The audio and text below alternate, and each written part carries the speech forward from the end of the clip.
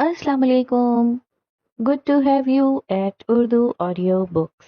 हाजिर खिदमत है मेहरुनिसा शाहमीर का नावल बिस्मिल, एपिसोड 4। इस्लामाबाद। ये चंद दिन बाद का जिक्र है। मेहदी कम्बीर का नीली रोशनी वाला कमरा बिखरा हुआ था। बेड के ऊपर 2 बैग खुले पड़े थे। दोनों सुरमई थे। 2 मुलाजिम उसकी क्लॉजेट से कपड़े, जूते, सामान ला ला कर रख रहे थे। वो बेड पे बैठा था, हर दूसरी चीज को सुर झंडी दिखाता हुआ। उसे कोई चीज अपने मतलब की लग ही नहीं रही थी।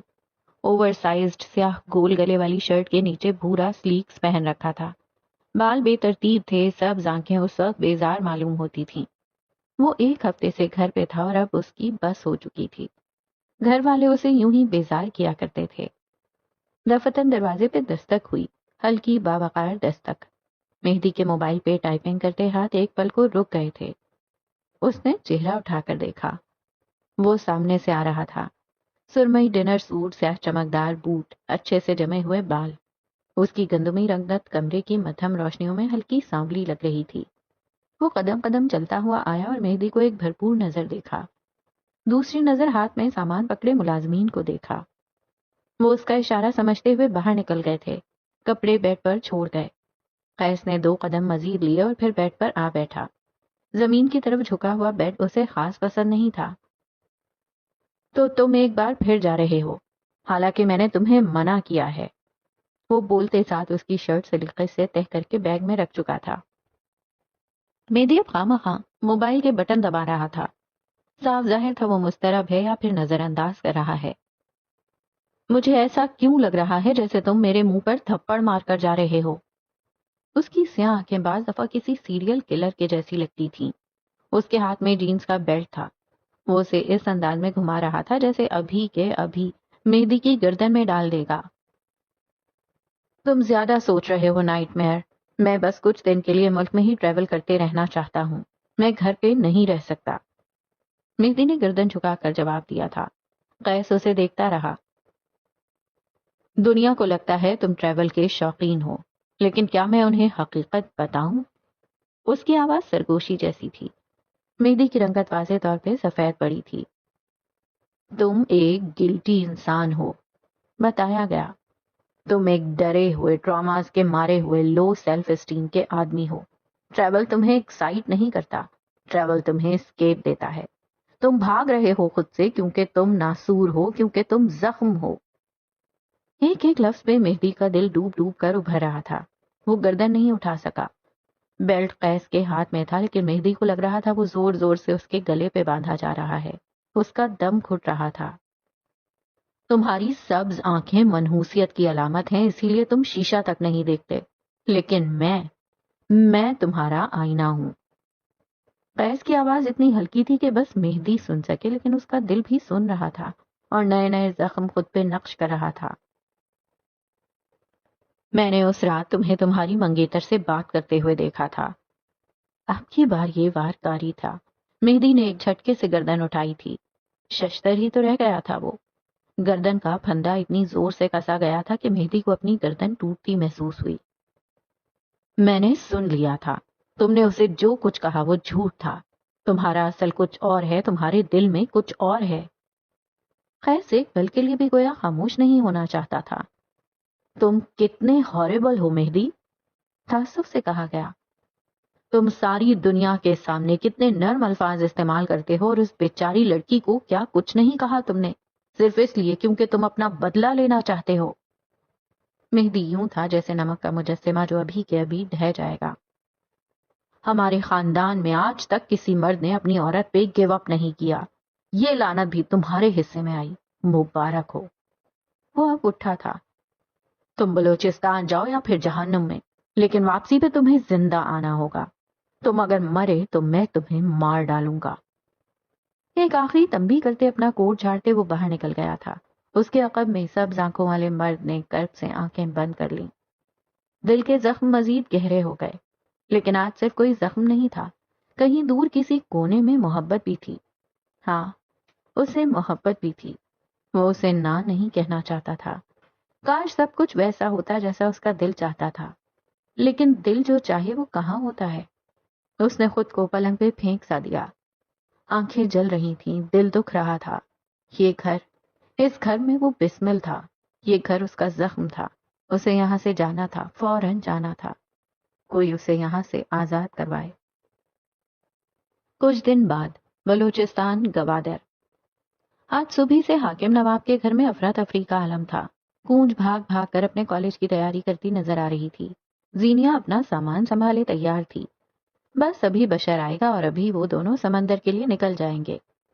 حاکم اس وقت اپنے کمرے میں آئینے کے سامنے کھڑے تیار ہو رہے تھے. سفید کاٹن کے بے شکن سوٹ میں ملبوس، بالوں کو اچھے سے جمائے وہ اپنے اوپر خوشبو چھڑک رہے تھے. زندگی کے اتار چڑھاؤ بھی ان کی خود سے محبت کو کم نہیں کر پائے تھے.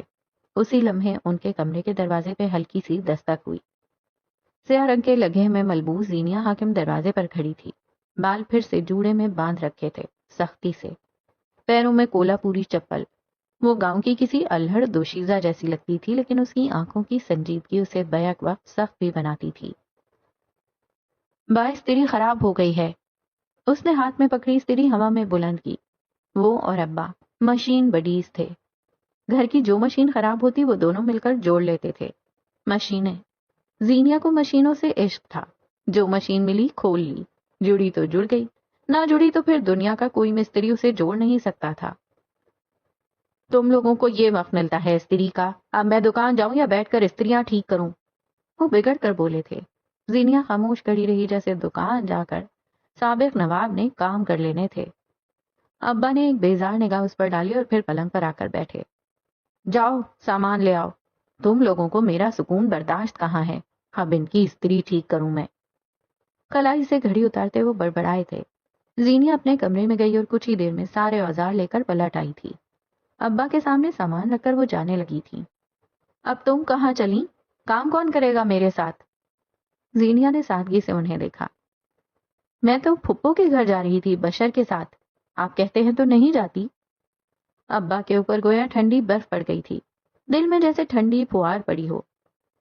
اصل میں ابا پھپھو نے کہا تھا کہ آج دوپہر تک ان کے گھر رہیں ہم. دادا لوگ اسی طرف آ رہے ہیں، آپ کہیں تو. ارے نہیں نہیں، جاؤ تم دونوں. وہ ایک دم خوشی سے بولے تھے.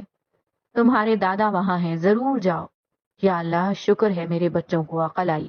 ابا سے بہت اچھے سے ملنا، اپنے سارے چچاؤں سے بھی. اور جی ابا، اس نے ادب سے کہا. اگر کونج ہوتی تو صاف کہتی، نہ آپ کے ابا کو پہچانتی ہوں، نہ بھائیوں کو، اور نہ ان سے رشتہ داری گانٹنے کا شوق ہے. وہ کونج تھی. ابا کا دل دکھا کر اپنا دل بھی دکھا دیتی تھی. یہ زینیا تھی. اس کے دل پہ چاہے قیامت ٹوٹے، بس ابا ٹھیک رہیں. چند مزید ہدایات کے بعد وہ باہر نکل آئی تھی. دروازے پہ کھڑا بشر اس کا انتظار کر رہا تھا. اسے دیکھتے ہوئے وہ چھوٹی گاڑی میں آ بیٹھا. زینیا نے اب لمبی چوڑی چادر پہن رکھی تھی. کندھے پہ بیگ تھا جس میں اس کا سامان تھا. وہ گاڑی کی پچھلی سیٹ پر آ بیٹھی. گاڑی تھوڑی دور گئی تھی جب بشر نے اسے مخاطب کر لیا. اگر ابا دکان چلے گئے اور ان کو پتہ لگ گیا کہ میں دکان پہ نہیں ہوں تو جانتی ہو کیا ہوگا؟ عام لہجے میں سوال کیا گیا. اب جب تک استری ٹھیک نہیں ہوتی ابا اپنی جگہ سے ہلیں گے بھی نہیں. 2-3 گھنٹے تو کہیں نہیں گئے. اس کے بعد ابا کا پسندیدہ کھانا مغز بن رہا ہے. چند گھنٹے ابا کو بھول جاؤ. اور اگر ابا نے مشین بنا لی تو پھر کیا ہوگا؟ زینیا مسکرائی تھی. اس کی سنہری آنکھیں چمک رہی تھیں. چہرہ تمتما رہا تھا. زینیا کی کھولی ہوئی مشین کو زینیا خود بھی نہیں جوڑ سکتی. اس کی بات پر بشر مسکرایا تھا. زینیا بھی مسکرا رہی تھی. وہ آج واقعی خوش تھی. بشر نے ہاتھ بڑھا کر میوزک سسٹم آن کر دیا. اب گاڑی میں ارجیت سنگھ کے گانے بج رہے تھے. منزل قریب تھی. سفر حسین تھا. سمندر. گوادر کا سمندر ایک انتہائی حسین نظارہ ہے. جس جگہ اس وقت مہدی کمبیر کا گروپ کھڑا تھا، یہ جگہ ڈھلوان سے اترنے کے بعد نظر آتی تھی. عقب میں پہاڑ اور سامنے سمندر کا ٹھاٹے مارتا پانی. زندگی سے اور کیا چاہیے کسی کو؟ کل ملا کر 7 لوگ تھے. 3 لڑکیاں 4 لڑکے. مہدی ان سب کو لیڈ کر رہا تھا. ذرا سے فاصلے پر انہوں نے آگ جلا رکھی تھی جس کے اوپر چھوٹی سی چینک رکھی تھی. چائے ابل رہی تھی. مہدی ہاتھ میں موبائل اونچا کی انسٹاگرام پہ براہ راست تھا. اس کی فالوئنگ دیکھنا چاہتی تھی آج وہ کہاں، دنیا کے کس کونے میں ہے. زینیا بشر کے ساتھ کچھ فاصلے پہ کھڑی تھی. بشر ہر مشرقی بھائی کی طرح شارٹس میں کھڑے گروپ کے لڑکوں کو دیکھ کر دل ہی دل میں کلس رہا تھا. کاش اس نے جذباتی ہو کر حامی نہ بھری ہوتی. وہ ڈھیر سارا پچھتایا تھا. اس وقت وہ گروپ کے مینیجر کو زینیا سے بات کرتا دیکھ رہا تھا. نامحسوس انداز میں وہ زینیا کے کندھے سے کندھا ملا کر کھڑا ہو گیا. آنکھیں مینیجر کے اوپر گاڑ سی دیں. زینیا نے نوٹ کیا تھا مگر خاموش رہی. چند ہدایات کے بعد ہی مینیجر پلٹ گیا تھا. زینیا نے اب گردن موڑ کر بشر کو دیکھا. چہرہ دوسری طرف کر لو ادا، ورنہ آج شام تک اپنا سارا خون جلا بیٹھو گے. بے حد مخلصانہ مشورہ تھا. آئندہ میں مر کر بھی جذباتی نہیں ہوں گا. اس نے دانت پیسے تھے. زینیا مسکراتے ہوئے آگے بڑھ گئی. بشر اپنی جگہ کھڑا رہا. البتہ اس کی نظریں اطراف کا جائزہ لے رہی تھیں. ایک ایک لڑکے کا اسکین کر رہی تھیں. اس کی بہن یہاں تھی. وہ تو بہتے پانی پر بھی شک کرے گا. ہے، کیا تم میری ایک تصویر لے سکتی ہو؟ شستہ انگریزی میں اسے مخاطب کرنے والی ایک خوبصورت لڑکی تھی جو کیتلی میں چمچ چلا رہی تھی. سر پہ روایتی ماتھا پٹی اور روایتی لباس بھی. زینیا اس کے قریب چلی آئی. کندھے سے بیگ اتارا اور کیمرہ نکال لیا. ساری چیزیں فکس کرنے کے بعد وہ نیچے گھٹنوں کے بل بیٹھی تھی. لڑکی مسکراتے ہوئے چائے کو اوپر نیچے کر رہی تھی اور اسی لمحے مہارت سے زینیا نے اس لمحے کو اپنی کیمرے کی آنکھ میں قید کیا تھا. چند ایک مزید تصاویر کے بعد وہ آگے جانے لگی جب سبز آنکھوں والے لڑکے نے اسے پکارا تھا. ہیلو زینیا حاکم. حشاش بشاش خوبصورت لہجہ. زینیا تھم گئی. کیا آپ میری کوئی تصویر نہیں لیں گی؟ یقین کریں میں کیمرے میں بہت ہینڈسم لگتا ہوں. وہ مسکرا رہا تھا. سمندر ٹھانٹے مار رہا تھا. پہاڑ اپنی جگہ کھڑے محویت سے منظر دیکھ رہے تھے. وہ بلتی چائے کی خوشبو نتنوں سے ٹکرا رہی تھی اور اسی پل زینیا پلٹی تھی. مہدی ہنوز مسکرا رہا تھا. پچھلی بات کے لیے معذرت، بس ایک مذاق تھا. اب ہم کئی دنوں تک ساتھ کام کریں گے، اس لیے ایک مرتبہ پھر ہیلو زینیا حاکم. اس نے بازو سینے پہ باندھے تفصیل سے اسے دیکھتے ہوئے کہا. زینیا نے ہلکے سے سر کو خم دیا اور بس اسے دیکھ کر رہ گئی.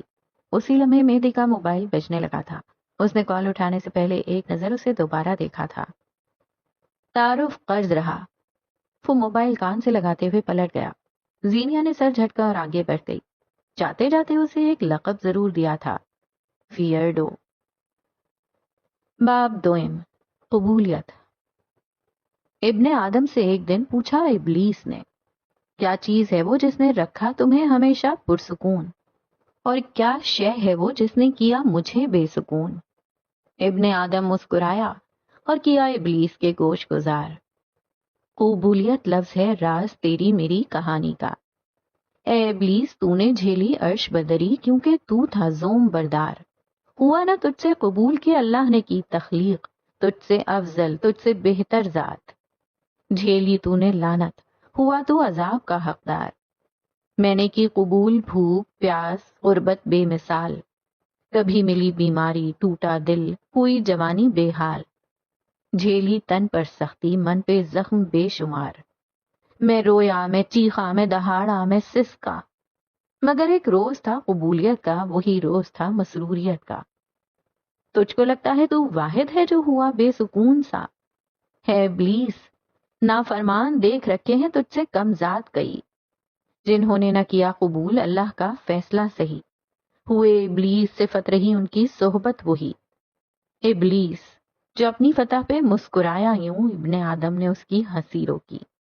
اے ابلیس تو رہے گا نامراد روزے حشر تلک، کیونکہ ہے بشر کو مہلت برزخ کے فیصلے تلک. سنو اے انسان اے جنوں ہے چرند پرند کے گروہ، قبولیت ہے تمہاری بقا تمہاری ذات کا راز. مہدی کمبیر کے بلوچستان جانے سے ایک رات قبل قیسم کی چوکور عمارت تمام تر جلال کے ساتھ اسلام آباد کے سینے پہ کھڑی تھی. اس پہر سارے میں ٹھنڈی ہواؤں کا راج تھا. ستمبر کے اوائلی دن تھے. دن میں نمی اور حبس اور رات کے وقت ٹھنڈی دل کو بھاتی ہوا. قیسم کی ساری بتیاں گل تھیں. بس دوسری منزل کا ایک شیشے کا اسٹوڈیو اس پہر روشن تھا. زرد بتیوں والا روشن اسٹوڈیو باہر کھڑے ہو کر دیکھنے والے کو ایک ٹرانس میں دھکیل دیتا تھا. یقین نہیں آیا. ایک پل کو آنکھیں موندو، ایک اونچی عمارت ذہن کے پردے پہ لاؤ، پھر اس کی ساری بتیاں بجھاؤ. اب بس ایک کونے والی زرد بتی جلتی ہوئی دیکھو. اندھیرے میں ڈوبی ایک عمارت کی زرد جلتی ہوئی بتی، ہے نا دل فریب؟ ٹھنڈی ہوا، عمارت کی زرد جلتی بتی کے تعاقب میں آؤ تو شیشے کا اسٹوڈیو اندھیرے میں ڈوبا تھا۔ کہیں کارٹن کھلے پڑے تھے تو کہیں کپڑے کے ٹکڑے پڑے تھے، کہیں چھوٹے چھوٹے بیٹس بکھرے ہوئے تھے ایسے جیسے ہیرے ہوں، تو کہیں سنگی مجسمے کھڑے تھے جن کے اوپر برانڈڈ لباس چڑھے تھے۔ اسٹوڈیو کے عین بیچ میں ایک سنگی مجسمہ تھا جس کے اوپر زرد روشنی پڑ رہی تھی۔ مجسمے کے اوپر اس لمحے ایک گہرے سرخ رنگ کا لمبا گاؤن ٹنگا تھا، سادہ لمبا سلک گاؤن۔ اس کے بازو پہ ننھے ننھے بیٹس لگے تھے، گلا خالی تھا، کمر کی جگہ پر ایک سنہری بیلٹ تھا۔ وہ سادہ سا سرخ گاؤن اتنا خوبصورت تھا کہ کوئی حد نہیں۔ ایک بازو پہ سنہری بیٹس لگ چکے تھے۔ مجسمے کا دوسرا سنگی بازو جس کے اوپر گاؤن تھا وہ اب تیر کی مانند سیدھا تھا۔ نیم اندھیرے میں ایک شخص کھڑا تھا، اس کے بال گھونگھریالے تھے، ہلکی ہلکی داڑھی پہ زرد روشنی پڑتی تھی تو وہ مزید جاذب نظر لگتا تھا۔ اس کی گندمی انگلیاں اس وقت ایک ننھا سا بیٹ بازو کے کنارے پر لگا رہی تھیں۔ وہ اپنے کام میں اتنا منہمک تھا کہ حد نہیں۔ اس کے ہاتھ کسی ماہر مصور کے ہاتھوں جیسے تھے، شاید وہ ان کا بے حد خیال رکھا کرتا تھا۔ ہلکی ہلکی روشنی کہیں سے پھول بھٹک کر اس کے پیروں پر پڑ رہی تھی۔ وہ نرم آرام دہ سلیپر پہنے ہوا تھا، سفید ڈریس شرٹ کے ساتھ نیلی اور سفید دھاری دار پینٹ۔ شرٹ کے 2 اوپری بٹن کھلے تھے، شاید اسے گرمی لگ رہی تھی یا شاید وہ آرام دہ محسوس کرنا چاہتا تھا۔ تم نے تو کہا تھا تم عورتوں کے کپڑے نہیں بناتے، کی آواز دروازے پہ کھڑے کسی مرد کی تھی۔ قیس سے اس ٹون میں بات کرنے کی جرت کون کر سکتا تھا؟ ہاں تم صحیح سمجھے، براق حنیف، وہ آدھا عرب آدھا پاکستانی، دروازے پہ کھڑا طنزی انداز میں اس کی پشت کو دیکھ رہا تھا۔ وہ اندھیرے میں تھا، چہرہ نظر نہیں آتا تھا۔ قیس نے اپنے گردن ایک جانب ڈھلکا دی۔ وہ مسکراتے ہوئے اس سرخ گاؤن کو دیکھ رہا تھا۔ نہ جانے کیوں اسے یہ اتنا اچھا لگا تھا، نظر کو اتنا بھایا تھا۔ اندھیرے میں کھڑے آدمی کی زبان کو ایک بار پھر کھجلی ہوئی۔ تو اب ایک زن بیزار آدمی سرخ زنانہ گاؤن تیار کر رہا ہے۔ قیس نے گردن سیدھی کر لی۔ وہ اب جھک کر کمر پہ لگے بیلٹ کو دیکھ رہا تھا۔ یکدم اس کی آنکھوں میں ناپسندیدگی اتری۔ وہ غیر آرام دہ ہوا تھا۔ کچھ تھا جو برا لگا تھا، کچھ تھا جو کاملیت کے آڑے آ رہا تھا۔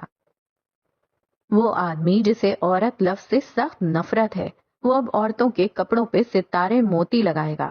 یا اللہ یا میرے مولا، ایسا دن دکھانے سے پہلے میری 10 گرل فرینڈز مر کیوں نہیں گئیں؟ دروازے کے ساتھ ٹیک لگائی نیم اندھیرے میں کھڑے شخص نے ایک اور ڈرامائی ہانک لگائی۔ قیس اب بھی نہیں مڑا تھا، اس کی آنکھیں سنجیدہ تھیں، ماتھے پہ گرتے بال اس نے ہٹانے کی کوشش نہیں کی، وہ ہنوز جھکا ہوا تھا۔ یوں ہی جھکے جھکے اس نے کہنا شروع کیا، میرے عظیم ابا کہا کرتے تھے کہ ان کے گاؤں میں پورے چاند کی رات چند آوارہ کتے گلی میں کھڑے ہو کر بھونکا کرتے تھے۔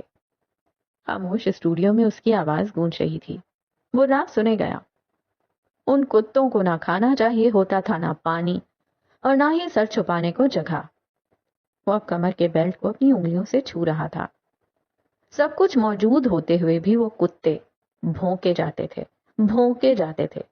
جانتے ہو کیوں؟ بھاری لہجہ سارے میں ارتعاش سا پیدا کر رہا تھا۔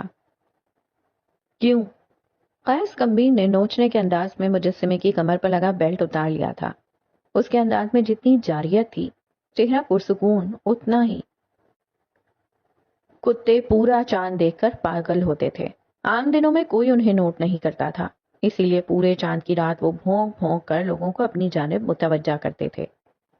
آج پورا چاند ہے، اور تم کون ہو؟ کیا اب مجھے بتانے کی ضرورت ہے؟ اسی لمحے وہ آدمی ہلکا سا ہنسا تھا۔ روشنی میں کھڑا شخص کہہ رہا تھا، ویسے میرے بابا مزاج کے سخت تھے۔ ایک دن ان کتوں کے بھونکنے کی وجہ سے ان کا VCR صحیح آواز نہیں دے رہا تھا۔ بابا نے اپنی بندوق اٹھائی اور اس رات گاؤں میں 8 کتوں کی لاشیں گری تھیں۔ سب کہتے ہیں میں بھی اپنے بابا کی طرح گرم دماغ کا آدمی ہوں۔ اس نے اپنی بات ختم کر کے رخ براق کی جانب موڑا۔ براق اسے ہی دیکھ رہا تھا۔ قیس اب سیدھا کھڑا تھا، براق کی آنکھوں میں آنکھیں ڈالے۔ وہ اگر سنجیدہ آنکھوں سے بھی تمہیں دیکھے تو تمہیں اس سے خوف آئے۔ براق چند لمحے اسے دیکھتا رہا اور پھر چھوٹے چھوٹے قدم اٹھاتا اس کے قریب آنے لگا۔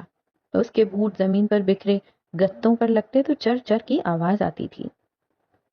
میری ممی مجھے بتایا کرتی تھی کہ جب میرا پاکستانی باپ ہمیں اپنے گاؤں لے کر گیا تو ایک رات کو کتے بھونک رہے تھے۔ اس کی آواز گتوں کی چرچر میں بھی صاف سنائی دیتی تھی۔ وہ اندھیرے سے روشنی کی طرف آ رہا تھا۔ ایک آدمی کو ان کتوں کی آواز اسی طرح ناگوار لگتی تھی جیسے تمہارے بابا کو۔ اس آدمی کو بھی ویسا غصہ آیا جیسا تمہارے ابا کو۔ وہ بھی گھر سے بندوق لے کے باہر آیا جیسے تمہارے بابا آئے تھے۔ وہ اب قیس کے بالکل سامنے کھڑا تھا۔ گتوں کی بدنما آواز رک گئی تھی۔ اسٹوڈیو میں گونجتا اس کا لہجہ پل بھر کو تھم گیا، لیکن چالیں پلٹ گئیں، تدبیریں الٹ ہو گئیں۔ ان کتوں میں ایک بھیڑیا بھی تھا۔ قیس، بھیڑیے نے اس آدمی کو چیر دیا۔ پورے چاند کی رات صرف کتے نہیں، بھیڑیے بھی نکلتے ہیں۔ تمہیں چاہیے کہ ہوشیار رہو۔ اس کی آنکھیں اس وقت عجیب تھیں۔ وہ شاید تنبیہ کر رہا تھا۔ قیس اسے دیکھتا رہا یہاں تک کہ براق اس کا کندھا تھپک کر ایک بار پھر اندھیرے کی اور بڑھ گیا۔ ابھی اس نے دروازہ پار نہیں کیا تھا۔ جو بھیڑیا کتوں کے جھرمٹ میں شکار کرنے نکلے، وہ کتوں سے بھی بڑا کتا ہے۔ قیس کی دھیمی آواز کچھ جتا رہی تھی۔ وہ کم بولتا تھا، لیکن جب بولتا تھا تو سامنے والا کچھ بول نہیں پاتا تھا۔ براق چند لمحے دروازے کی چوکھٹ پہ کھڑا رہا۔ اس کی رنگت عجیب سی ہو رہی تھی۔ یوں ہی چند پل بعد وہ باہر نکل گیا۔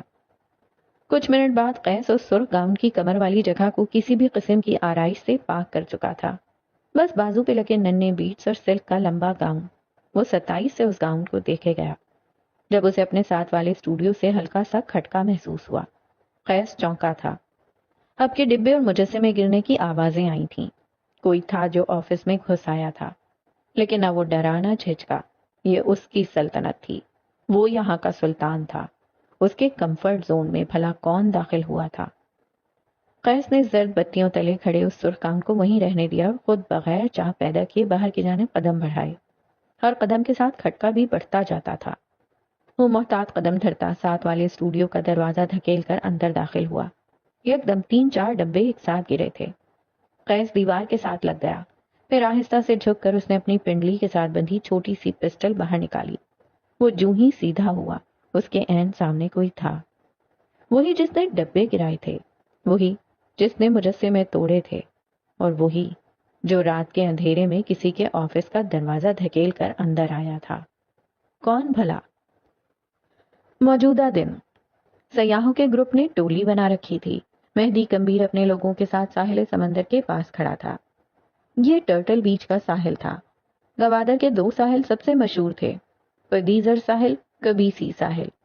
ٹرٹل بیچ یہ نام ایک خاص وجہ سے پڑا تھا۔ مقامی لوگوں کا کہنا ہے کہ کئی برس قبل اس ساحل پہ لاتعداد کچھوے ہوتے تھے، جس کی وجہ سے اس ساحل کا نام ٹرٹل بیچ پڑ گیا۔ مقامی زبان بلوچی میں اس بیچ کو کبیسی بیچ کہا جاتا ہے۔ اس ساحل کا پانی کرسٹل کلیئر تھا۔ وجہ یہاں لوگوں کا بہت کم آنا تھا۔ یہاں بس چند مقامی اور غیر مقامی بلاگر آیا کرتے تھے، یا پھر وہ لوگ جو سکون سے چند گھڑی اپنے ساتھ گزارنا چاہتے تھے۔ مہدی اس وقت اسی ساحل کی لہروں پہ اپنے پیر دھرے ہوئے تھا۔ اس نے موبائل کان کے ساتھ لگا رکھا تھا۔ نیٹ ورک کے مسائل کی وجہ سے وہ ذرا فاصلے پہ کھڑے ہو کر بات کر رہا تھا، لیکن کافی فاصلے کے باوجود نائٹ میئر کی آوازیں کانوں میں پڑتی تھیں۔ شاید وہ اس نام کے کسی شخص سے مخاطب تھا۔ وہ ہاتھ اٹھا کر بات کرتے ہوئے کافی جھنجھلایا ہوا تھا۔ سامنے عام سے چہرے پہ دبا دبا غصہ تھا۔ شاید سامنے والے کی کوئی بات بری لگی تھی۔ اس کے ساتھی سمندر کنارے کھڑے تھے، کوئی ویڈیو بنا رہا تھا، کوئی تصاویر کھینچ رہا تھا۔ ابھی تھوڑی ہی دیر بعد ان کو یہاں سے اپنے ہوٹل جانا تھا۔ زینیا نے لڑکیوں کے لیے چند تصاویر اتار لیں۔ اب بس یہ مہدی کمبیر رہ گیا تھا۔ یہ آخر اپنی بات کب ختم کرے گا؟ وہ بات کرتے ہوئے سمندر کے کنارے چل رہا تھا۔ اسی لمحے اس نے سلیکس کی جیب میں ہاتھ ڈال کر کوئی USB نکالی تھی، جس کے ساتھ اس کا بٹوا بھی گرا تھا۔ زینیا نے ذرا سے فاصلے سے اس کا بٹوا گرتے ہوئے دیکھا۔ وہ قریب ہی تھی۔ اس نے آس پاس دیکھا۔ بشر ذرا فاصلے پہ کھڑا تھا، فون کان سے لگا رکھا تھا۔ اس کے اپنے جھمیلے تھے۔ وہ کاروباری آدمی تھا۔ اس کا کام ہی ایسا تھا، ہر وقت فون بجتا رہتا تھا۔ چند لمحے وہ اپنی جگہ کھڑی سوچتی رہی، پھر آگے بڑھائی۔ سیاہ لگے والی لڑکی لہروں کے ساتھ قدم ملاتے مرد کے پیچھے چل رہی تھی۔ سنہری آنکھوں پہ پڑتی دھوپ اس کی چھوٹی آنکھوں کو بند کیے دے رہی تھی۔ ٹرٹل بیچ کے عقب میں کھڑے مٹیالے پہاڑوں کے پیچھے سورج تھا، جس کی روشنی چھن کر سیاحوں کے چہرے پر لگ کر پلٹ رہی تھی۔ ایک جگہ رک کر وہ نیچے جھکی۔ یہاں بس ذرا سا پانی تھا۔ زینیا نے جھک کر پانی کے نیچے پڑا بٹوا اٹھایا۔ آپ کا والیٹ گر گیا ہے، اس نے ہانک لگائی۔ مہدی نہیں مڑا، وہ اب بھی اپنی جگہ کھڑا بات کر رہا تھا، اب کہ اس کے چہرے پہ سخت غصہ تھا، سرخ پھینچا ہوا چہرہ۔ زینیا کو اس لمحے اس کے قریب جانے سے دقت ہوئی۔ اسے ابا کا چہرہ یاد آ رہا تھا۔ وہ غصے میں ہوتے تھے تو جھڑک دیتے تھے، نہ سامنے لوگ دیکھتے تھے نہ محفل۔ زینیا 1000 بار اپنے سارے خاندان کے سامنے جھڑکی گئی تھی۔ اسے ابا کے خاندان سے خوف نہیں آتا تھا، اسے بے عزتی سے خوف آتا تھا۔ اسے آدھے خاندان کے سامنے سبکی اٹھانے سے خوف آتا تھا۔ اسے اب کسی بھی مرد سے بات کرتے ہوئے خوف آتا تھا۔ اسے مردوں کے غصے سے خوف آتا تھا۔ بٹوا ہاتھ میں لیے کئی پل وہ کھڑی رہی، پھر نہ جانے کیوں اس نے لہروں کے درمیان کھڑے شخص کی طرف قدم بڑھائے تھے۔ ہر قدم پہ اسے اپنے خاندان کے سامنے ہونے والی ذلت یاد آتی تھی۔ وہ بھولتی ہی کہاں تھی۔ مہدی سے چند قدم کے فاصلے پر اس نے اپنے قدم روکے۔ پنڈلیاں پانی میں گیلی ہو رہی تھیں، کولا پوری چپل پانی سے بھری ہوئی تھی، نم ہوا اس کے سختی سے بندھے بالوں کو ڈھیلا کر چکی تھی۔ آپ کا والیٹ گر گیا، اس نے بٹوا مہدی کی طرف بڑھایا۔ وہ جو غصے میں سامنے والے کو سخت سست کہنے لگا تھا ایک دم ٹھہر گیا۔ اپنے دائیں طرف کھڑی لڑکی کو ایک نظر دیکھا۔ فون کے اس پار شخص نے اس لڑکی کی آواز بخوبی سنی تھی۔ مہدی نے فون کان سے ہٹایا اور اپنے سامنے کھڑی سنہری آنکھوں والی لڑکی کو دیکھا۔ زینیا اسے عجیب نظروں سے دیکھ رہی تھی، جیسے کچھ تھا جو مسنگ تھا، جیسے کیوں وہ ابا کی طرح نہیں چیخا۔ تھینک یو سو مچ، یہ پتہ نہیں کیسے گر گیا، وہ ماتھے کو چھوتے ہوئے ممنونیت سے کہہ رہا تھا۔ آواز بوجھی ہوئی تھی، جیسے بدقت نرمی دکھا رہا ہو۔ زینیا نے ہاتھ آگے بڑھا کر بٹوا اسے تھما دیا۔ لہروں اور پہاڑوں نے پھر اسے مڑتے ہوئے دیکھا۔ وہ تیز تیز قدم اٹھاتی واپس پلٹ رہی تھی۔ مہدی چند لمحے اسے جاتے دیکھتا رہا اور پھر موبائل دوبارہ کان سے لگا لیا۔ وہ اب پاؤں سے لہروں کو ٹھوکر مار رہا تھا، پانی اچھل اچھل رہا تھا۔ اسی لمحے زینیا اپنی جگہ رک گئی تھی۔ اس نے مڑ کر ایک نظر مہدی کو دیکھا، وہ ہنوز پانی کو ٹھوکر مار رہا تھا۔ زینیا نے کندھے پر لٹکا اپنا کیمرہ اتارا، ہاتھ میں پکڑ کر اسے آنکھوں کے سامنے کیا۔ یہاں مہدی نے پانی کو ایک ٹھوکر ماری اور یہاں کیمرے کی آنکھ نے یہ منظر اپنے اندر قید کر لیا۔ پانی کے چھینٹے یوں ہی فضا میں بلند رہے۔ مہدی فون کان سے لگائے کھڑا رہا اور تصویر بن گئی۔ عقب میں کھڑے پہاڑوں نے بھی 27 سے منہ پہ ہاتھ رکھ لیا تھا۔ اب وہ چلتے پھرتے اس کی مزید تصاویر بنا رہی تھی۔ وہ غصہ چھوڑ کسی بات پہ ہنس رہا تھا۔ اس کی سب آنکھیں چھوٹی ہو گئی تھیں۔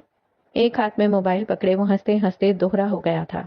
زینیا نے ایک لمحے کے لیے بھی کیمرہ آنکھ سے ہٹایا نہیں تھا۔ وہ ہنس رہا تھا اور وہ اس کی ہنسی کو آنے والے وقتوں کے لیے سنبھال کر رکھ رہی تھی۔ چند منٹ بعد اس نے کال کاٹ دی تھی۔ اب وہ اپنے سامنے کھڑی لڑکی کو دیکھ رہا تھا۔ وہ ان تصاویر کے بننے سے انجان نہیں تھا۔ وہ دن رات کیمرے کے آگے رہنے والا آدمی تھا، کیمرے سے انجان نہیں تھا۔ یکدم وہ پانی کے درمیان بیٹھ گیا تھا۔ زینیا نے کیمرہ آنکھ سے ہٹا کر حیرت سے اسے دیکھا۔ مہدی مسکرایا تھا۔ صاف ظاہر تھا وہ کہہ رہا ہے کم آن زینیا حاکم، تصاویر اتارو۔ اس نے سر جھٹکا اور کیمرہ واپس آنکھ کے آگے کر لیا۔ اس آدمی کے پاس کچھ بھی اچھا نہیں تھا، کچھ یادگار نہیں تھا۔ ہاں مگر آنکھیں، اس کی آنکھیں خوبصورت تھیں۔ کوئی اس کی آنکھوں کو دیکھ کر چند لمحوں کے لیے ٹھٹک سکتا تھا۔ وہ یہاں کا ہو کر بھی دیار غیر کا معلوم ہوتا تھا۔ پانی کے بیچ وہ بیٹھا مسکرا رہا تھا۔ ویئرڈو، زینیا نے اس کی آنکھوں کو کیمرے میں قید کرتے ایک بار پھر دہرایا۔ کالج کی عمارت اس پہر تازہ دم سی تھی۔ نئے رنگ و روغن نے کیا تازگی بخشی تھی۔ پودوں اور درختوں کی کاٹ چھانٹ نے یکدم سارا ماحول ہلکا پھلکا کر دیا تھا۔ آج گھاس خالی تھی، لڑکیوں کی کوئی ٹولی یہاں نہ تھی۔ وجہ آج کی ایکسٹرا کلاسز تھیں۔ فرسٹ ایئر پری میڈیکل کی حالیہ کونج حاکم کے کمرے جماعت میں داخل ہوں تو وہ سانولی رنگت والی لڑکی کھڑکی کے ساتھ والے ڈیسک پہ بیٹھی تھی۔ کلاس خاصی بڑی اور ہوادار تھی۔ چھت سے لٹکتے پنکھوں کی ہوا فرحت بخش رہی تھی۔ دیواروں پر مختلف چارٹس لگے تھے۔ کالج گھر سے کافی دور تھا، لیکن کونج کو زیادہ دقت کا سامنا نہیں کرنا پڑتا تھا کہ کالج کی بس سہولت کا منبع تھی۔ اس وقت کلاس میں میڈم امامہ کی آواز گونج رہی تھی۔ فزکس کی استانی صاحبہ خاصی سخت تھیں۔ صاف ستھرے نقوش والی میڈم امامہ کی ایکس رے کرتی نظریں اس پہر ساری کلاس میں دوڑ رہی تھیں۔ کل میں نے آپ سب کو ایک نومیریکل دیا تھا اور میں نے یاد دہانی کروائی تھی کہ کل تک تمام بچیاں وہ نومیریکل مجھے جمع کروائیں گی۔ کیا آپ سب نے کام کر لیا؟ ان کا لہجہ سخت نہ تھا تو نرم بھی نہ تھا۔ میڈم سے خوف صرف اس لیے آتا تھا کہ وہ کام نہ کرنے پر خود کچھ نہیں کہتی تھیں۔ یہ بچی کا بازو پکڑا اور یہ لے گئی پرنسپل صاحبہ کے پاس، اور پرنسپل جیسی بے عزتی کرتی تھیں اسے تم سالوں نہ بھول پاؤ۔ میڈم کے سوال پر اگلی نشستوں پر بیٹھی چند بچیوں نے لہک لہک کر ہاں میں جواب دیا تھا۔ چند نے فوراً لکھنا شروع کیا تھا اور باقی خاموشی سے اپنی باری کا انتظار کرنے لگی۔ اپنی باری کا انتظار کرنے والوں میں کونج بھی تھی، اور اضطراب زدہ چہروں میں وہ بھی تھی۔ وہ کون؟ وہی پستہ قد مناسب نقوش والی لڑکی، وہ جو فیور دینے آئی تھی لیکن اس کے بعد دلاسا نہیں دیا۔ وہ عشرت منصور تھی۔ کونج کا اسے کوئی خاص تعلق نہیں تھا، بس ایک ہلکی سی مسکراہٹ آتے جاتے ایک دوسرے کو دیتے رہنا، اور چند غیر مشروط فیورز جن کا مظاہرہ تم ایک بار دیکھ چکے ہو۔ عشرت اس وقت سخت اضطراب کا شکار تھی۔ ناخن چباتے ہوئے وہ یہاں سے وہاں دیکھ رہی تھی۔ کھڑکی کے ساتھ جڑ کر بیٹھی کونج نے اتفاق سے دیکھا تھا اور پھر ٹھٹکی۔ عشرت اسے پریشان لگی تھی۔ کونج نے آنکھوں ہی آنکھوں میں اشارہ کیا۔ کیا ہوا؟ میریکل نہیں کیا، وہ بغیر آواز کے بولی۔ میڈم بس 2 ڈیسک دور تھیں۔ بے عزتی! کونج کو اب کے واقعی تشویش ہوئی تھی۔ اس نے اپنی رف کاپی اپنے سامنے کی اور اس پہ چند الفاظ گھسیٹے۔ فضول عورت، کیوں نہیں لکھا؟ کاپی ہوا میں بلند کی تاکہ تحریر عشرت کو نظر آ جائے۔ وہ پڑھ چکی تو اپنی کاپی پہ چند الفاظ گھسیٹے۔ بھائی کی منگنی کی شاپنگ کرنی تھی، اب میں کیا کروں گی؟ وہ رو دینے کو تھی۔ اللہ اللہ، اسے بے عزت نہیں ہونا تھا۔ اب میڈم کونج کے سامنے کھڑی تھی۔ اس کے ساتھ بیٹھی لڑکی رجسٹر پر لکھا سوال دکھا رہی تھی۔ چند غلطیاں تھی شاید۔ کونج نے عشرت کو دیکھا۔ اس کی آنکھوں میں موٹے موٹے آنسو تیر رہے تھے۔ دکھائیں کونج، آپ نے کیسے حل کیا ہے؟ میڈم کی بھاری آواز پہ کونج اپنی ڈیسک پہ کھڑی ہوئی۔ رجسٹر اس کے ہاتھ میں تھا۔ 2 گھنٹوں کی محنت سے لکھا نیومیریکل اس کے بیچ والے صفوں پہ درج تھا۔ وہ ششر پنج میں مبتلا چند پل ٹکر ٹکر میڈم کا چہرہ دیکھتی رہی۔ دل میں 1000 بار خود کو ملامت کی اور 10,000 گالیاں عشرت کو دی، اور پھر اس نے سر جھکا دیا۔ آئی ایم سوری میڈم، میں نے کام نہیں کیا، اس نے دل پہ پتھر رکھتے ہوئے کہا تھا۔ اس کی بات پہ کلاس کی آدھی لڑکیوں نے اسے مڑ مڑ کر دیکھا تھا۔ وہ کونج حاکم تھی، مڈل بینچر۔ وہ پڑھتی فرسٹ بینچر کی طرح تھی اور اس کے کام بیک بینچرز والے تھے۔ آج پہلی بار تھا جب میڈم امامہ کی فیوریٹ اسٹوڈنٹ نے کوئی کام نہیں کیا تھا۔ چند سخت سست سنا کر میڈم ہٹ گئی تھیں۔ کونج جانتی تھی اب اس کلاس سے کوئی بھی پرنسپل کے آفس نہیں جائے گا۔ وہ میڈم کی فیوریٹ تھی، اگر باقی کلاس جائے گی تو اسے بھی جانا پڑے گا، اور میڈم امامہ کو یہ ہرگز منظور نہ ہوتا۔ یہ ٹیچرز کا فیوریٹزم۔ آج آپ سب کو ہی معاف کر رہی ہوں لیکن کل کوئی بہانہ نہیں چلے گا، میڈم واپس بورڈ کی طرف جاتے ہوئے کہہ رہی تھیں۔ کونج نے 1000 دفعہ خود پہ لعنت بھیجی تھی، ساتھ ہی مڑ کر اپنے دائیں جانب والی ڈیسک کی طرف دیکھا۔ عشرت ممنونیت سے مسکرا رہی تھی، اس کی آنکھوں کے آنسو غائب تھے۔ اداکار نہ ہو تو۔ میڈم اب کچھ اور کہہ رہی تھیں۔ کونج بے دلی سے ان کی بات سنے گئی۔ بیزاری سی بیزاری تھی، خیر فیور تو دیا نا، یہی کافی ہے۔ اس کا دل ہلکا پھلکا ہونے لگا۔ اسلام آباد کی ایک چوڑی سڑک پہ اس وقت قیس قمبیر کی سیاہ مرسڈیز اپنے ٹائر دھرتی ہوئی جا رہی تھی۔ شام کا وقت تھا، اندھیرا سارے میں پر پھیلانے کو بےتاب تھا۔ چوڑی سڑک کے دونوں اطراف میں گھنے درخت تھے۔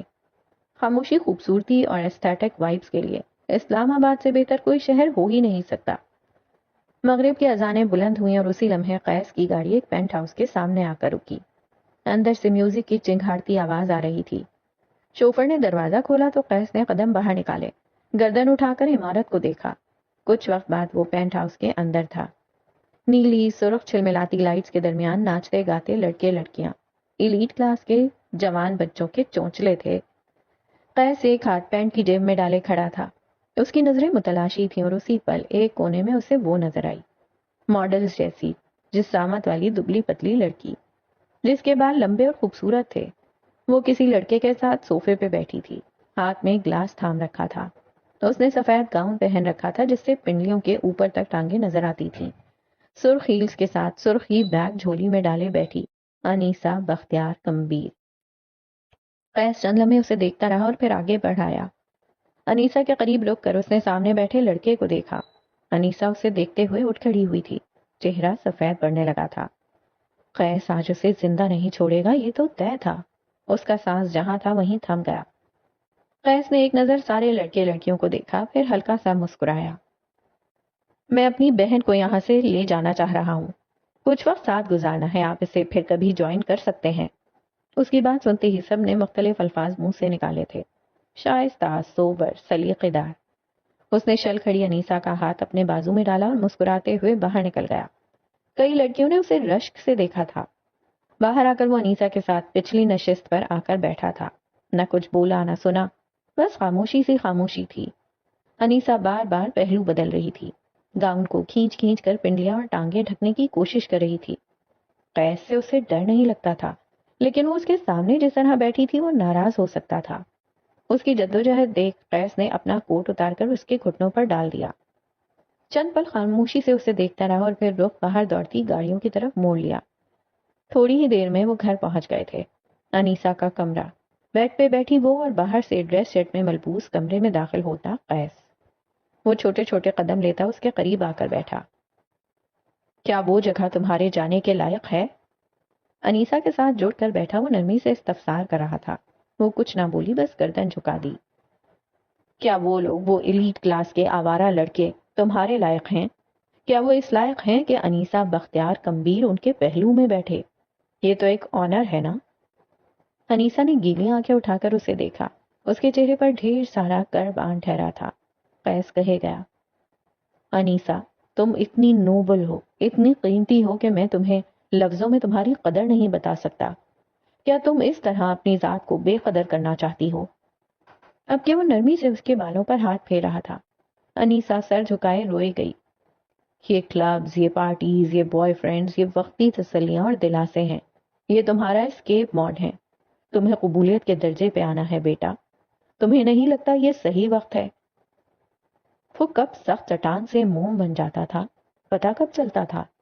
اب کہ انیسا اس کے کندھے سے لگ کر ہچکیوں کے ساتھ رونے لگی تھی، ڈھیر سارے آنسو، بلند سسکیاں۔ کب سے جو ڈھیر سارا دکھ اندر سنبھال رکھا تھا وہ اب آنسوؤں کی صورت باہر نکل رہا تھا۔ قیس خاموشی اور نرمی سے اس کے بالوں میں ہاتھ پھیرتا رہا، جیسے وہ کوئی 2 سالہ بچی ہو، اس کی چھوٹی چچا زاد اس کے لیے۔ وہ آج بھی چھوٹی بچی تھی۔ مجھ سے نہیں ہوتا بھائی، اب یہ مجھ سے نہیں ہوتا۔ یہ گھر، ابا جان، چچا، یہاں سب کے ساتھ میرا دم گھٹ رہا ہے۔ ہر وقت کے مسائل میں نہیں دیکھ سکتی۔ وہ اس کے بازو سے لگی، زور زور سے روتے ہوئے کہہ رہی تھی، چچا خود معذور ہیں، وہ میری ٹانگیں کاٹ دینا چاہتے ہیں۔ ابا لاؤنج لیزرڈ بن گئے ہیں اور اب وہ مجھ سے بھی یہی توقع رکھتے ہیں۔ اس گھر میں کوئی قبول کرتا ہی نہیں کہ چند سال پہلے ایک طوفان آیا تھا اور ہمارا سب کچھ بہا کر لے گیا۔ کوئی ماننے کو تیار ہی نہیں کہ وہ کٹے ہوئے دھڑ اب جڑ کر سالم انسان نہیں بنیں گے۔ وہ اپنی رو میں کہے گئی، جبکہ قیس کے دل کو یہاں دھکا سا لگا تھا۔ اس کے بابا، اس کے عظیم بابا اب کبھی اس کے سامنے کھڑے نہیں ہوں گے۔ اس کا دل ایک پل کو رکا تھا۔ چچا چاہتے ہیں کہ وہ مجھے ان کی پسند کے لڑکے سے باندھ دیں۔ ان کو قبول کرنا چاہیے کہ اب وہ ایک معذور مرد ہے اور میں ٹانگوں پہ کھڑی لڑکی۔ ان کا مستقبل ویل چیئر ہے اور میرا مستقبل ریس۔ کیوں وہ میرے پیروں میں زنجیر باندھ رہے ہیں؟ کیوں وہ قبول نہیں کر لیتے کہ میں اپنی مرضی سے شادی کروں گی، اپنی مرضی کے گھر میں رہوں گی؟ کیوں قیس، کیوں؟ وہ ہچکیاں لینے لگی تھی۔ اس کا سارا جسم بری طرح کانپ رہا تھا، چہرہ سرخ ہو رہا تھا، چیخ چیخ کر گلا بیٹھ رہا تھا۔ آپ مجھے سمجھیں بھائی، آپ ہی سمجھ سکتے ہیں، میں ابا اور چچا کی مرضی سے شادی نہیں کرنا چاہتی۔ میں سرے سے شادی ہی نہیں کرنا چاہتی۔ مجھے بس یہاں سے اس گھر سے دور بھیج دیں، کسی نئے ملک، کسی نئی جگہ۔ خدا کے لیے مجھے اس ہانٹڈ ہاؤس سے باہر نکالیں، جہاں ہر ایک سے بڑھ کر ایک بڑی بلا ہے۔ میں ان سب کے درمیان نہیں رہ سکتی، میں مر جاؤں گی بھائی۔ اس کے آنسو متواتر بہے گئے، لیکن اب وہ خاموش ہو چکی تھی۔ شاید گلا تھک گیا تھا، یا پھر شاید گلا کرتے کرتے تھک گئی تھی۔ قیس چند پل خاموشی سے اس کے پاس بیٹھا رہا۔ انیسا بس سسک رہی تھی، چند لمحے وہ خاموش ہو گئی تھی۔ قیس نے نرمی سے اسے اپنے سے جدا کیا۔ انیسا اب اپنی سرخ آنکھیں رگڑ رہی تھی۔ قیس بیڈ پہ سیدھا ہو بیٹھا، یوں کہ ایک ٹانگ موڑ لی اور ایک بیڈ سے نیچے لٹک رہی تھی۔ انیسا کے پلنگ کے تاج سے ٹیک لگائے بیٹھی تھی، گھٹنے موڑ کے سینے سے لگا لیے تھے۔ اس کی آنکھیں ویران تھیں، چہرہ کھنڈر۔ قیس نے نرمی سے اس کے دونوں ہاتھ تھام لیے۔ اسی نے تو ان ہاتھوں سے پکڑ کر اسے چلنا سکھایا تھا۔ وہ اس گھر میں ہر فرد کا باپ اور ماں تھا۔ تم کیا چاہتی ہو؟ نرم سا استفسار۔ قبولیت، انیسا نے کہا۔ میں قبولیت چاہتی ہوں قیس۔ آپ سب کو قبول کرنا ہوگا کہ میں کٹ پتلی نہیں ہوں۔ آپ سب مجھے کھونٹے سے نہیں باندھ سکتے، ابا مجھ پہ اپنی مرضی مسلط نہیں کر سکتے، اور چچا میرے ساتھ زبردستی نہیں کر سکتے۔ اور آپ بھائی، آپ اس ٹریجڈی کو قبول کریں جو برسوں پہلے ہمارا سب کچھ نگل گئی تھی۔ وہ جو غور سے اس کی آنکھوں میں دیکھ رہی تھی، آخری بات کرتے ہوئے انیسا نے نظریں چرائی تھیں۔ قیس یک تک اسے دیکھتا رہا۔ یہ بچی تھی جسے ہاتھوں سے پالا تھا، یہ اتنی بڑی کب ہو گئی؟ اگر میں تمہیں وہ سب دے دوں جو تم چاہتی ہو تو تم مجھے کیا دو گی؟ قیس نے اس کے ہاتھ چھوڑے اور بازو سینے پہ لپیٹ لیے۔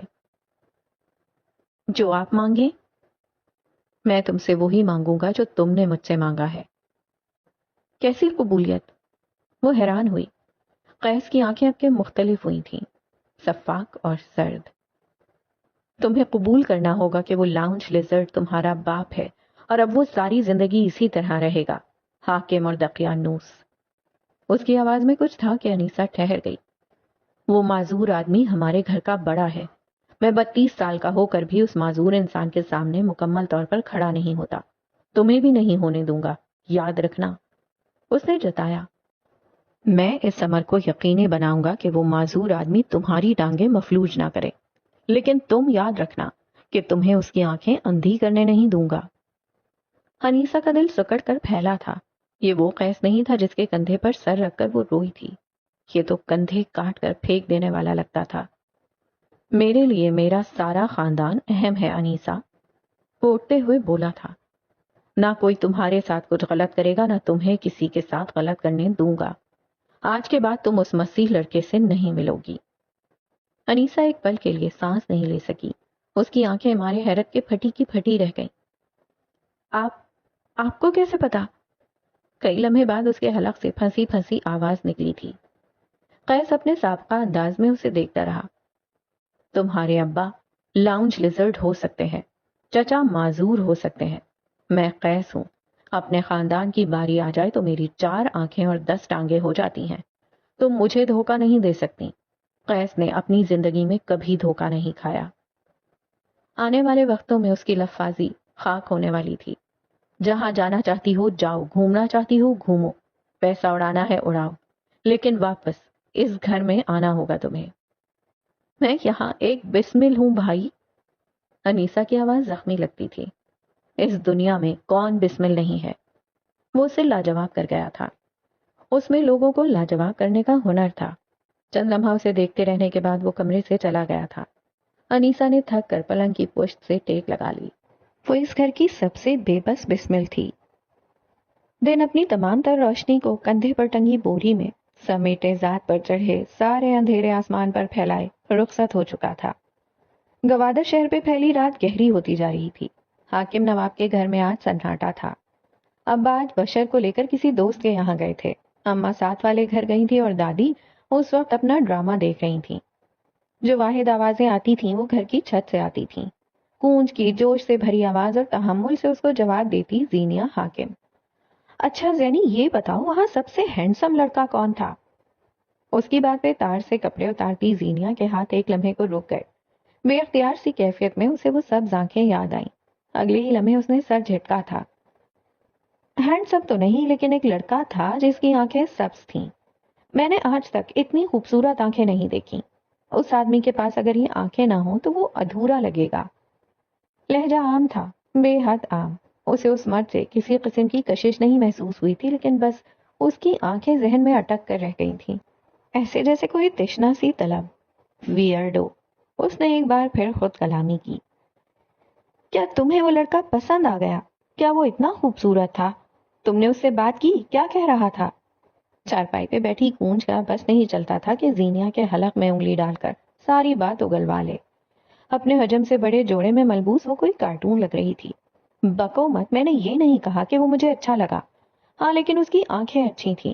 میں ایک فوٹوگرافر ہوں، میں چیزوں سے ان کی خوبصورتی سے بہت جلد بور ہو جاتی ہوں، لیکن میں اس کی آنکھوں کی تصویر 1000 بار لے سکتی ہوں۔ اللہ کی قدرت ہے بس۔ وہ سارے کپڑے اتار کر کندھے پہ ڈالتی ہوئی چارپائی کی طرف آ رہی تھی۔ گونج اس کی بات پہ سخت بدمزہ ہوئی تھی۔ चेहरे के जाविये बिगाड़ लिए। मतलब तुम्हें वो लड़का नहीं, बस उसकी आंखें अच्छी लगी, वो भी अपनी फोटोग्राफी के लिए? जी बिल्कुल, आपका ख्याल दुरुस्त है, जीनिया मुस्कुराई। अच्छा ज़ेनी, एक बात पूछूं? कूंज संजीदा हो गई थी। जीनिया के जहन में फौरन अलार्म बजा था। वो जानती थी अब किसकी बात होगी। उसने कपड़े अलग अलग करना शुरू किए। पूछो। वो चारपाई पे रखे कपड़े तय करने लग गई थी। गर्दन झुक गई, आंखें सख्त हो गई थीं। कूंज ने एक मुहतात नजर उसको देखा, गला तर किया। वो जीनिया हाकिम थी, उससे बात करने से पहले 100 बार सोचना पड़ता था। क्या तुम अब्दुल्ला से मोहब्बत करती हो? क्या उसने तुम्हारा दिल तोड़ा है? क्या अब तुम उसका इंतजार नहीं करती? उसने एक ही सांस में सारे सवाल पूछ लिए थे और अब जरा खिफ्फत से उसका चेहरा देख रही थी। जीनिया के दिल पे जैसे कुछ नोकीला आकर लगा हो। चंद रोज कबल होने वाली फोन कॉल फिर से याद आ गई। मिडिल क्लास लड़कियों को मोहब्बतें नहीं, मसाइल होते हैं, और इन सब मसाइल के दरमियान अब्दुल्ला मेरा कंफर्ट था। उसकी आंखें चारपाई पर रखे कपड़ों पर टिकी थीं। मुझे अब्दुल्ला से कभी मोहब्बत नहीं रही। वो बेहद हल्की शिकस्ता आवाज में बोली थी। अब्दुल्ला मेरा कंफर्ट जोन था। मैं उसके नाम के साथ यूज टू हो गई थी। जीनिया का नाम आएगा तो अब्दुल्ला का नाम जरूर आएगा, ये यकीन था। वो एक पल को रुकी थी। आंखों में ढेर सारा पानी उतर आया। अब्दुल्ला उसे रुलाता था। उसने मेरा दिल नहीं तोड़ा कूंज, उसने बस मुझे डिस्टर्ब कर दिया है। उसने मुझे गैर आरामदेह किया है। शायद ये दिल टूटने से ज्यादा बुरा होता है। उसने कंधे उचकाए जैसे वो हर बोझ से खाली हों। लेकिन दिल का क्या, जिसमें मनों के हिसाब से बोझ लदा था। आधी जिंदगी इस झूठ के साथ गुजर गई कि अब्दुल्ला आएगा। अब बाकी की आधी जिंदगी का सच कबूल नहीं हो रहा। वो अब भी कपड़े तय कर रही थी। अंदाज में सुस्ती थी और शायद उसके हाथ कांप रहे थे। कूंज आजर्दगी से उसे देख रही थी। क्या मतलब, अब उसका इंतजार नहीं है?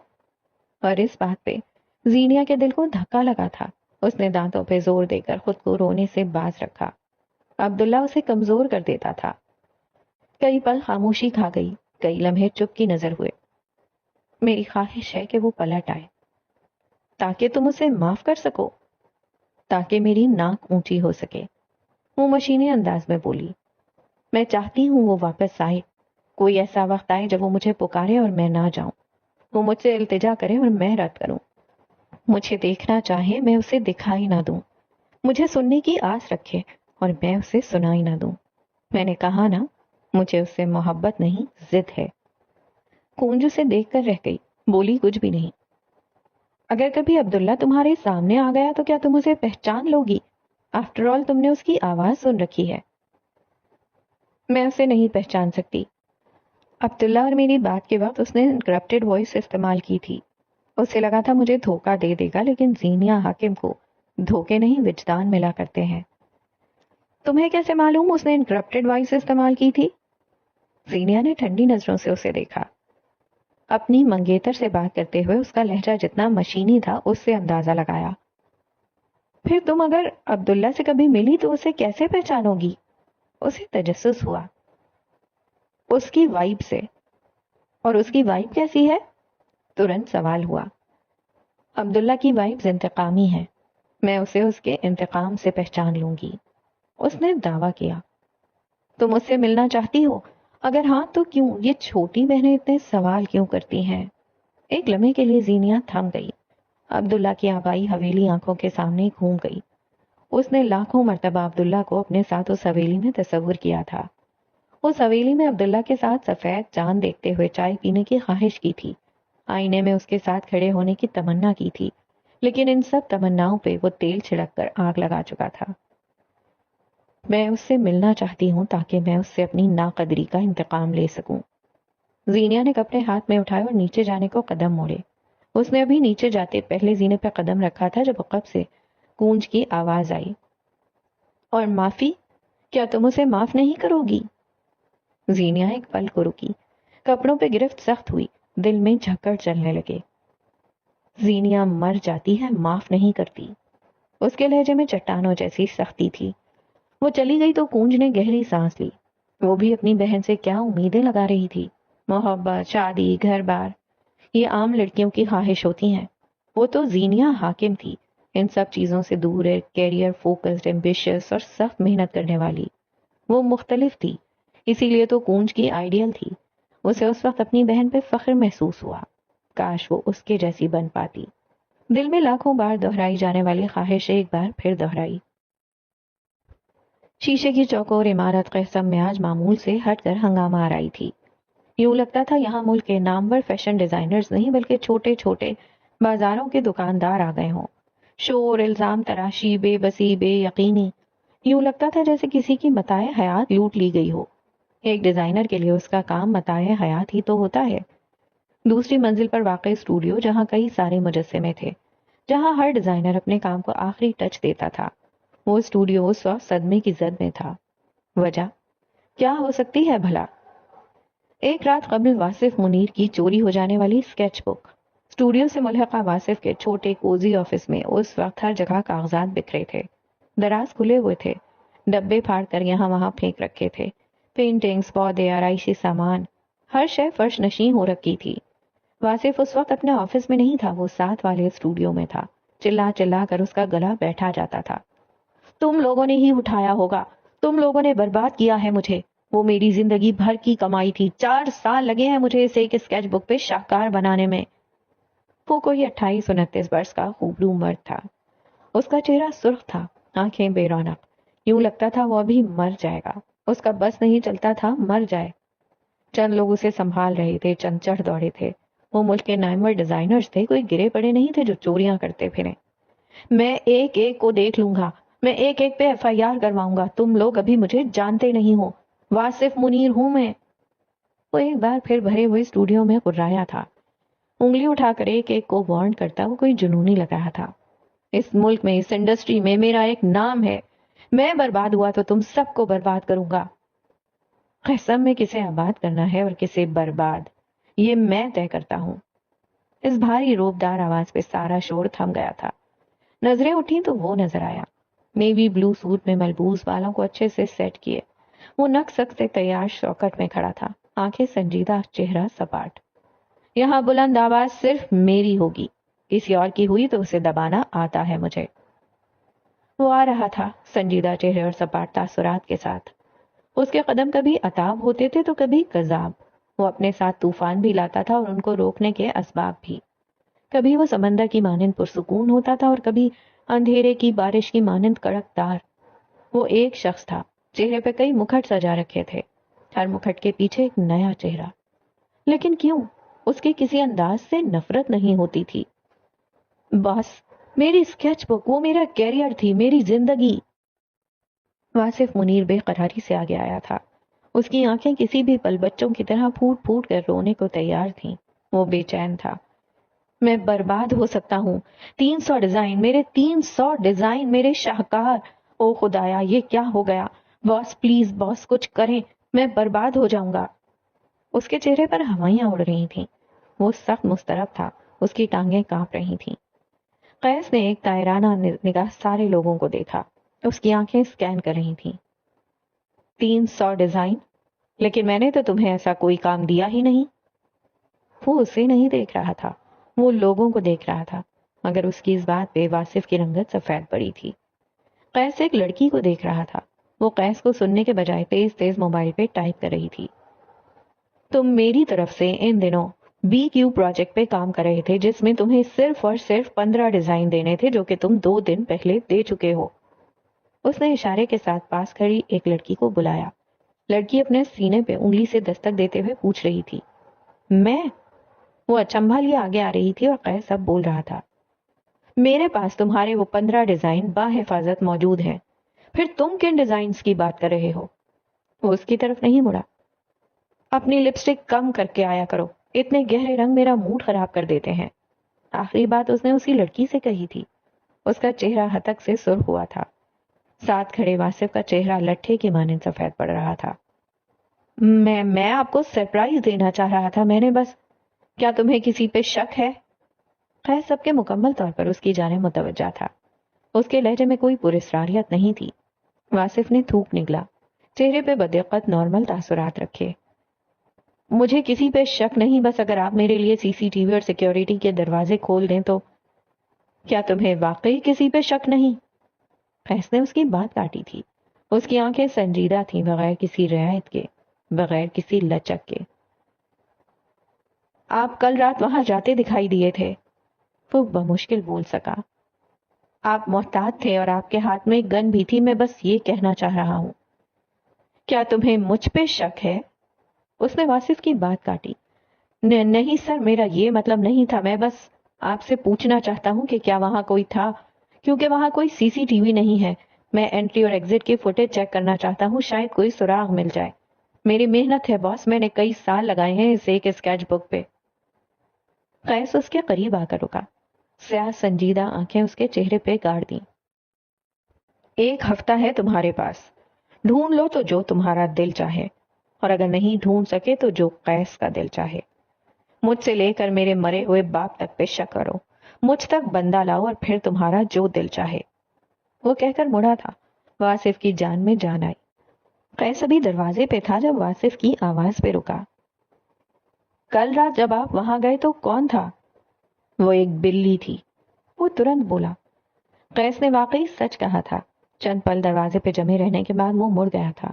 اس کے جاتے ہی ایک بار پھر ہڑبڑی مچ گئی. اسے جلد از جلد اپنا کام مکمل کرنا تھا، کیونکہ اگر نہیں کر سکا تو جو قیس کا دل چاہے. تو جناب ختم کرتے ہیں ہم ایپیسوڈ نمبر 4 کو اس موڑ پر. اور یہاں قیس کمبیر کا جو کیریکٹر ہے یہ بڑا زبردست ہوتا جا رہا ہے. مطلب کبھی کچھ اور کبھی کچھ. کبھی انیسا کو بیٹھ کے سمجھاتے ہوئے اس کی بات سنتے ہو بالکل ایک نرم دل بڑے بھائی کے جیسا لگنے لگتا ہے، اور کبھی ایک دم سخت دل ہو جاتا ہے. تو ابھی فی الحال مجھے کچھ سمجھ نہیں آ رہا کہ قیس کمبیر جو ہے وہ آگے جا کر کس طرح کا کیریکٹر بننے والا ہے. لائک کیا یہ پازیٹیو ہوگا یا نیگیٹو ہوگا یا پھر گرے رہے گا. لیکن ساتھ ساتھ مجھے مہدی کی بھی سمجھ نہیں آ رہی ہے کہ مہدی ہی عبداللہ ہے. پتہ نہیں کیوں مجھے ایسی وائب آ رہی ہیں کہ مہدی ہی عبداللہ ہے. اور صرف وائب نہیں آ رہی ہے، ایک ہنٹ بھی مجھے لگ رہا ہے، کیونکہ قیس کمبیر نے مہدی سے کہا تھا کہ میں نے تمہیں اپنی منگیتر سے بات کرتے ہوئے سن لیا تھا.